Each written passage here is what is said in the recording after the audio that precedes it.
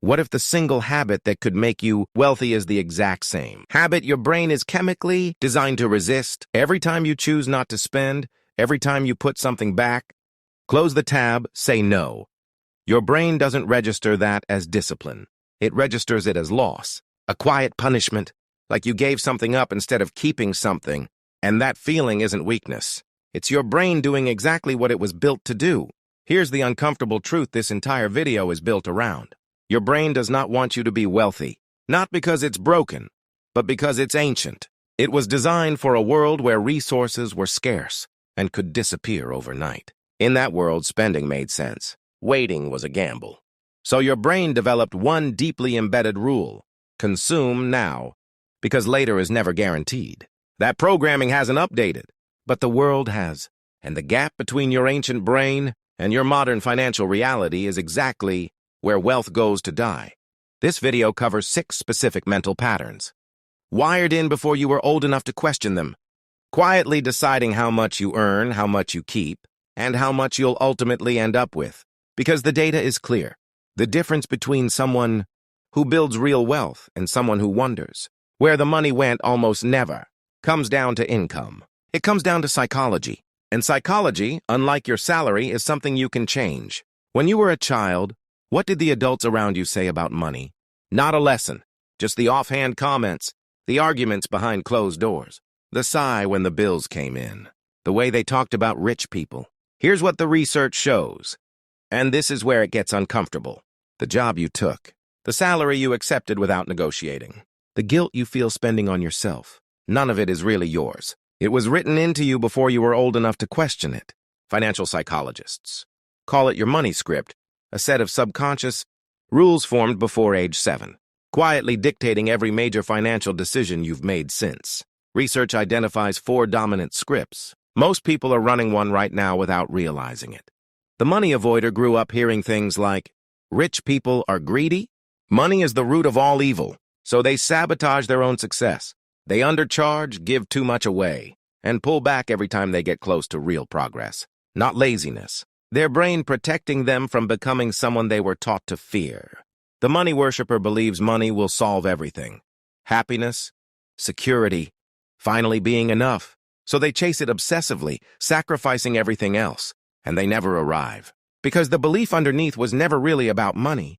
The money status person ties their self-worth directly to their net worth. They overspend to keep up appearances.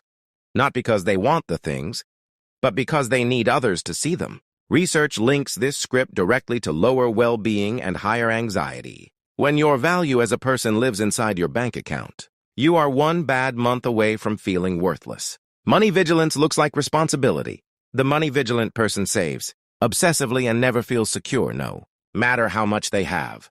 So they never invest aggressively enough to build real wealth. Because fear of loss always outweighs the logic of growth. Here's what to do right now. Write down the 3 phrases you heard most about money growing up. Don't filter them, because those throwaway comments are almost certainly the foundation of your money script. And here's what changes the moment you do it. You see, maybe for the first time, that this script was never yours. It was handed to you. And anything handed to you can be put down. Have you ever noticed that no matter what you do, your income keeps hovering around the same number? Good month? Maybe a great year. And then somehow you end up right back where you started. You tell yourself it's bad luck. It isn't. Psychologists call it the financial thermostat. Just like the one in your home, set a temperature, and the system works constantly to hold it there. Your brain does the exact same thing with money. At some point, shaped by your upbringing and your money script, your brain decided on a number. And from that moment, it's been working not to grow you, just to keep you at the temperature it knows. If your internal identity says you earn $50,000 a year, your brain will maintain that number even when opportunity for more is sitting directly in front of you. You lowball clients. You don't apply for the higher role.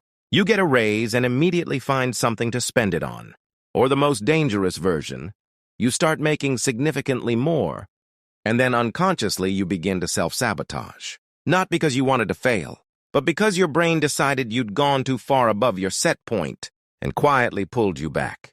This is called upper limiting, and it is one of the most documented and least discussed forces in personal finance. Consider lottery winners. Studies consistently show the majority return to their previous financial state within 3 to 5 years, not because they're irresponsible, because their financial thermostat was set at a number that had nothing to do with the jackpot. The money left because the identity that could hold it was never built. You cannot out-earn your self-concept, so write down your current financial identity, not what you wish it was, what it actually is. Then draw a line. Below it, write the identity you are choosing to move toward.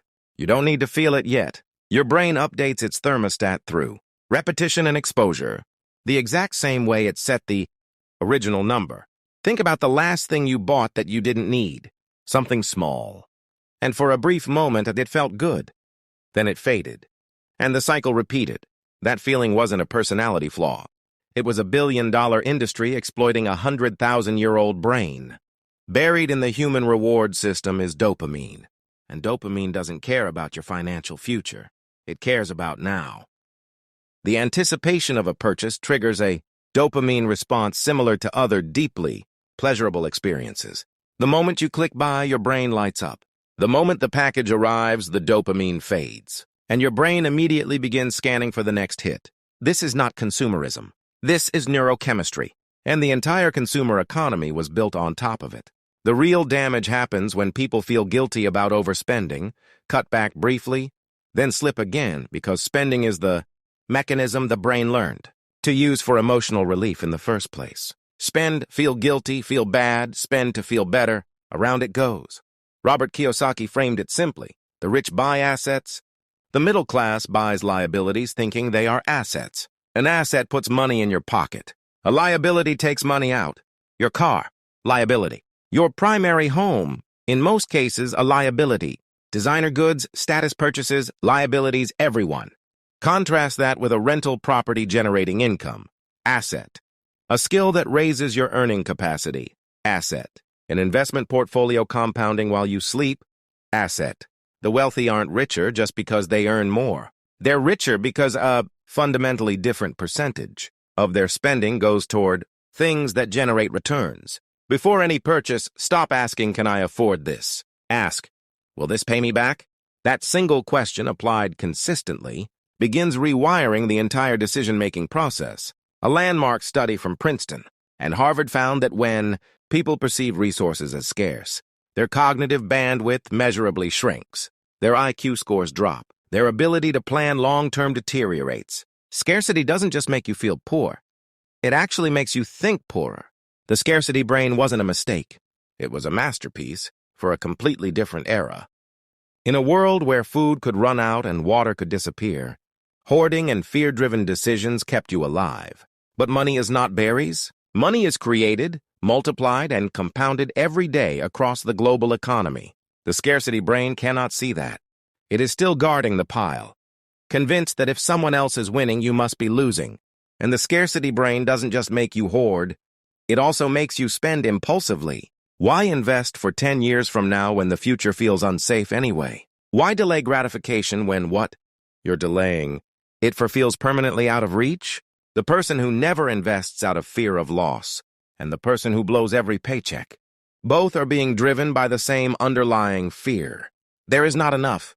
There will never be enough. The opposite of scarcity is not recklessness. It is abundance, a trained cognitive pattern. Every time your brain says, I can't afford this, stop. Replace the question. Ask, how could I afford this if I decided it was worth it?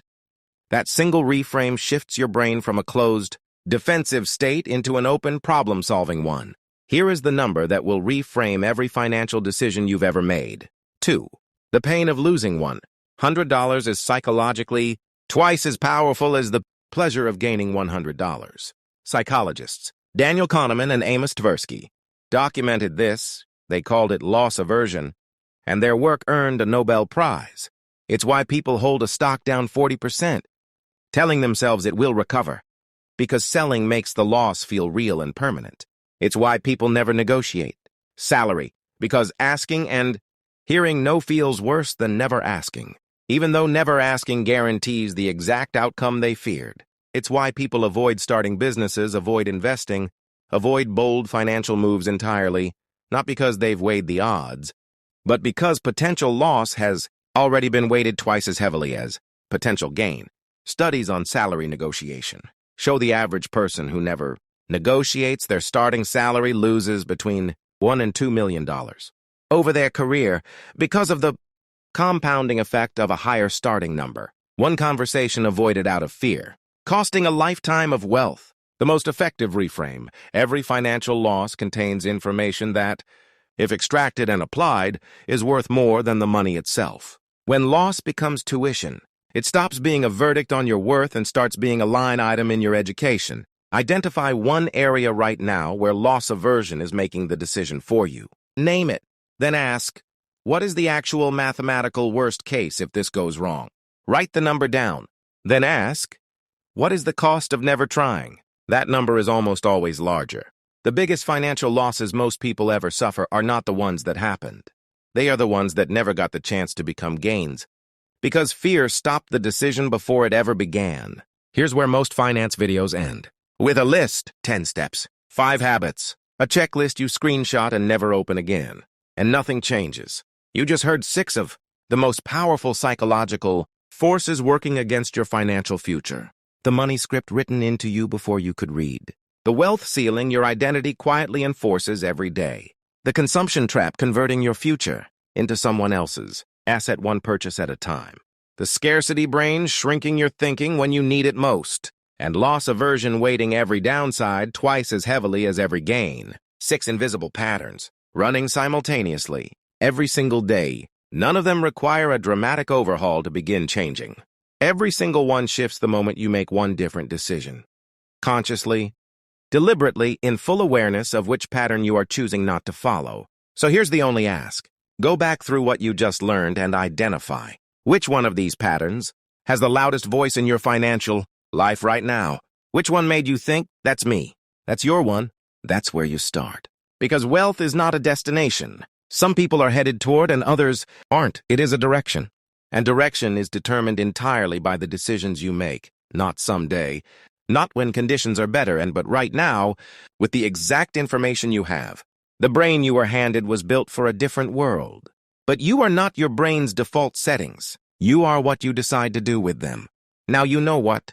The people who build real wealth figured out that the war for their financial future was never being fought in the market, not in their career, not in their portfolio. It was always being fought in their mind, and they decided to fight back.